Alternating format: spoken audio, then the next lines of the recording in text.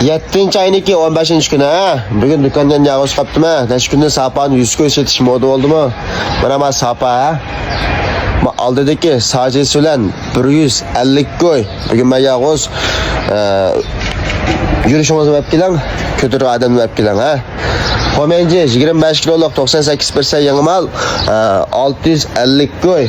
Anani keyin miyada ma bir batayva bu 50 ko'y. Ma yiguy burun 900 ko'y satgan. Bu aman 10 nashtal qapti.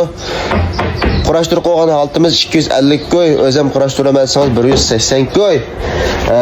Mavo biz burundan 750 ko'y satganma, bo'ronda yiqilib ketib, men biza jarat to'qapti 500 ko'y, o'zingiz aytasiz. Ananing keyin mavo baldinglar 55 ko'y chiqib uzoq bo'ldi, ham setilib yotdi. Mavo choto'gi 100 ko'yga 3, ma choto'gilar yenilar 100 ko'y, xo'jalar 150 ko'y. Başladım 200 ko'y, 300 ko'y satgan. Hozir 150 ko'y.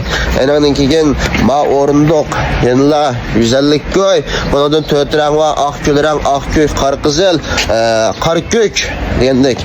Ananing keyin ma penguylar yenilba, ma azampillik deyishguylar 400 ko'yligi yenilba.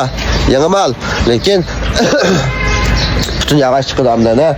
Masapa, soğurğallaba, kilmadigicha silketimde gam qotamsizlar, kilamayvatsizlar. Mana bacımı. Ananiki benguylar 160'lik. Qayerniki? Bular Shogo zavodning bevosita kelganma 1200 ko'y. Malingsan. Buma shunday katta muzlaydi. Tez biza zam qolganini surtaversangiz bo'ldi. Bu 1000 ko'y. Ananing keyin malam shu, bulam 1200 ko'y. Endi mishada ma karvat bor, mana karvat. Mavo chashtan qilgan birma 50 ko'y. Ma karvatlar. Mavo 300 ko'y, 1 metr 20'lik. Mavo 1,5 metrlik cho'n yarışlar 450 ko'y.